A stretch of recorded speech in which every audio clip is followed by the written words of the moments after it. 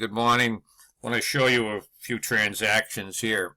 Analyze the owner's investment of $10,000 requires an addition to cash, which you know is an asset, and you have to balance the debit-credit equality in the equation by entering a credit on the owner's equity side. So there's your debit, there's your credit. Now let's just assume that there was a purchase of equipment, and I put the letter B in there for, let's say, $3,000. You know, it's an asset, it goes up, it needs to be debited, and if I am paying cash, I would certainly be, I would credit the cash account for the $3,000, indicating that the cash account has gone down. Again, the words debit and credit simply mean left and right. We don't care what kind of an account it is. Debit means left, credit means right. Debit doesn't mean bad, credit doesn't mean good. Okay, it's just left, right, left, right. So on any account, the debit side is the left side, debit side, left, right, credit side. Doesn't matter what kind of an account it is. Left is debit, right is credit. So always remember that, and don't try to interpret the words debit and credit. Anyway, so we bought some equipment for cash, so we debited equipment and credited cash. Now, let's just say we bought another piece of equipment, C, and we paid $2,000 for that. So another asset comes in. We have to debit to add to an asset, and we are buying it on credit, so we need to add to the accounts payable account, and the amount is $2,000. Okay, so that's done. Now let's take, just to be sure we know what's going on. So let's say I made a $500 payment on that account. Okay, I'm not going to pay it all. I'll just make it like an installment payment in D. I don't want that there. Okay. Oh dear. Okay, let me kill that. Okay, so in D, let's say we paid $500. Okay, so there's your debit to reduce the account payable. Credit adds, debit reduces, and if we're using cash, okay, we have to put D in there and reduce the cash account by $500 to reduce the cash. Note that the balance of the cash account at this point would be the difference between the debits and credits, and that is true for any account balance. 10 minus 3 would be 7, minus 5 would be 65 at that particular point. Okay?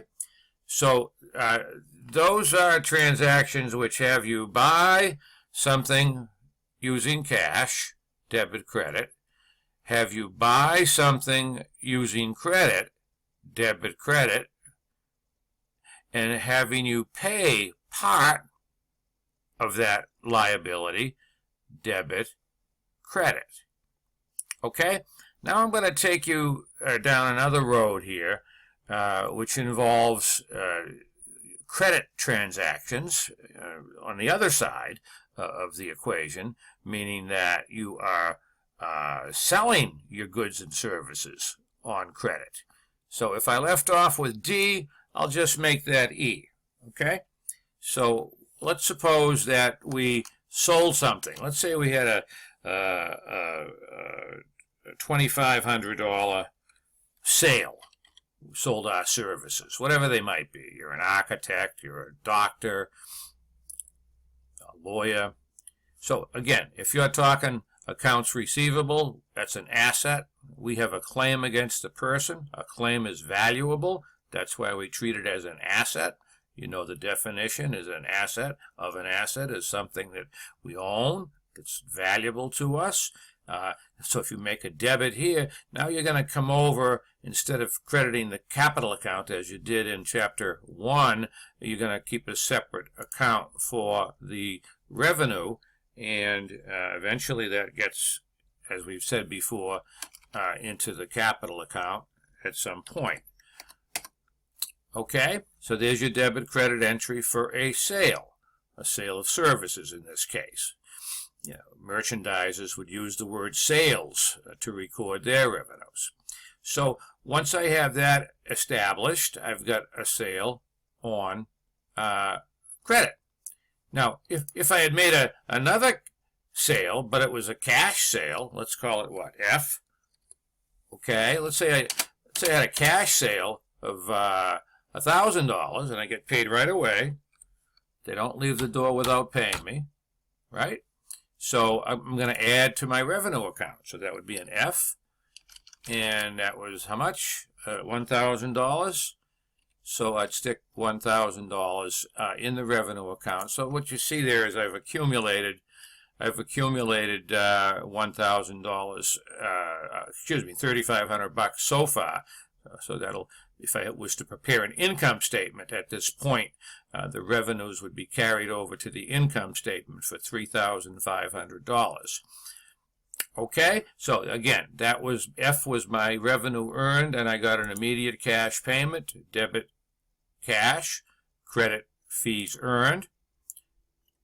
Okay, now let's say this customer that owes me $2,500 comes around and pays me $1,500, a partial payment of the amount that's owed to me. So if I left off with F, I'm going to go to G. So essentially, I'm going to what did I say? He was going to pay me $500. Okay, let him pay me $500. So if he pays me $500, I just move the reduction from accounts receivable to the accounts receivable account. It's $500, and it was transaction G. Okay, so note what I did not do there, and sometimes beginning students of accounting think I should introduce the revenue account again in the transaction.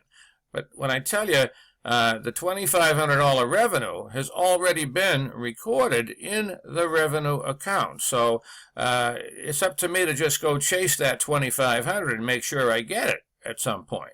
You don't ever touch the revenue account when you're collecting a receivable where the revenue has already been recorded.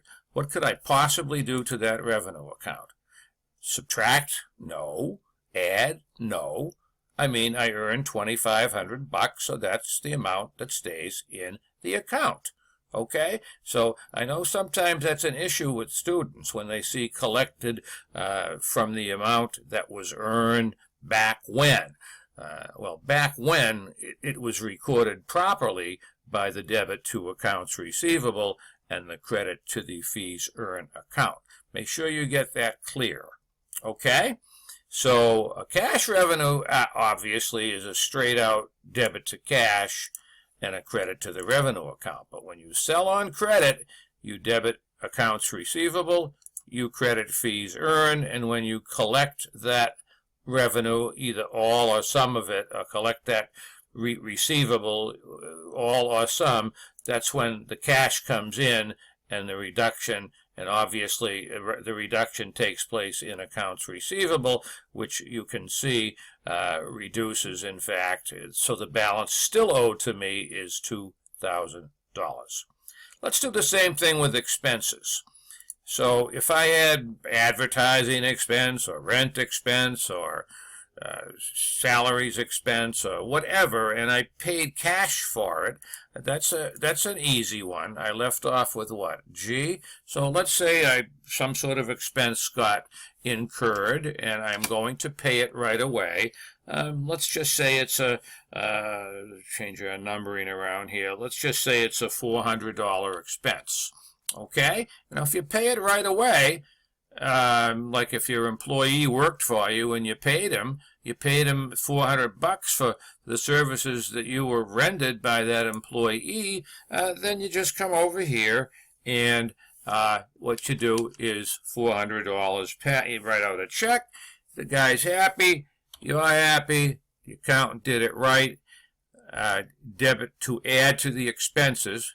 Now, otherwise, if I was back in Chapter 1, I would have made a debit to the capital account directly, as opposed to revenues where I would have made credits to the capital account. But as you have learned, hopefully, you know that these accounts are going to be summarized in the closing process and then transferred as either a positive or a negative into the capital account, and then these accounts get closed out. That's why we call them temporary accounts. Fair enough? Okay, so there's an expense that you paid immediately for. Let's say there was another expense. If that was G, then the next one would be what? H? So let's say there was a $600 expense incurred to the local newspaper, and they agreed to let you pay in 30 days, in which case you are not paying it right away, but rather you're going to incur that expense. And that telephone is nuts. It just is nuts. It's all baloney, trash. Go away. Okay. Those are the only calls I get. They're all garbage telemarketing calls. I put my number on, what do they call it? The no-call list or something like that. Oh, yeah. Anyway, so if I had an if I had an expense for $600 that I'm going to pay later, again, that's transaction H. Okay, and what we do is we're buying now, so to speak, and paying later. So we incurred our service now, newspaper, advertising. They say, hey, pay me next month, whatever. Fine, I'll take it, but I owe the money. Okay? Now, I'll show you that we paid part of it. Let's say, well, let me pay $500 of it. I'll pay the rest later. Okay? So that would be what? Fine. So I'm going to pay $500, and then I'll still owe, won't I? I'll still owe the $100 on it, but I've got to come in and debit to reduce my liability, right? Because I'm paying off something that I owe from a transaction over here, H, incurred the debt, and then when you pay it down, you pay the liability down by $500. So if that's transaction I, we'll pop an I in there and come over and reduce the cash account on the right side of the account with a $500 credit. Okay? Now, if you were to, I don't want to make this any longer, but if you were to, and I'm not going to use auto sum and whatever, but if you needed the account balance, right? If you needed the account balance, what you'd do is you'd add the total debits and you'd add the total credits. And if this is larger than that, and it would be, then you would have a balance. It would be a debit balance in the case of cash. Balance in the case of accounts receivable would be a $2,000 credit, where you would write the word balance in and simply show the $2,000. Here, the balance of the equipment account would be $5,000. The balance of the account payable account would be, the sum here would be 26 minus 1,000. It would be like what, $600? $1,600, excuse me, and then that would get carried to your trial balance. Whatever expenses you have, the total would be $1,000. But if you had, two different expenses, you'd certainly have to list each one on your trial balance and carry them over to the income statement. And the same is true if you had more than one revenue account. if you had rent income or interest income or dividend income, you'd have those in separate revenue accounts. And those get carried to the income statement. My question to you in the discussion was what goes where, and briefly you want to answer all assets go on the balance sheet. On the left side of the balance sheet, the assets, you can give me an example, or I'll give you an example of all the cash and equipment and supplies and etc. All are assets, and they are reported on the left side, the asset side of the balance sheet. The liabilities are also on the balance sheet, which could consist of accounts payable, notes payable, mortgages payable, taxes payable, salaries payable. Those are all on the balance sheet item, as is the balance in the owner's equity account, as it would get adjusted for the profit or loss and the withdrawals. I didn't create a withdrawals here. I'm into this for 15 minutes, 16 minutes. That's too long. But at any rate, I hope this helps you. Now play it again, play it again. See, these are some of the transactions that commonly disrupt people in the process of doing their homework. Yeah, you got to press the buttons in my accounting lab, but kind of the same thing, isn't it here?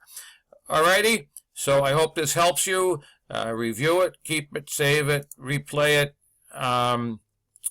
and you will hopefully enhance and reinforce the knowledge that you already have, or clear up some confusion that you might have or had. Okay, guys, thank you.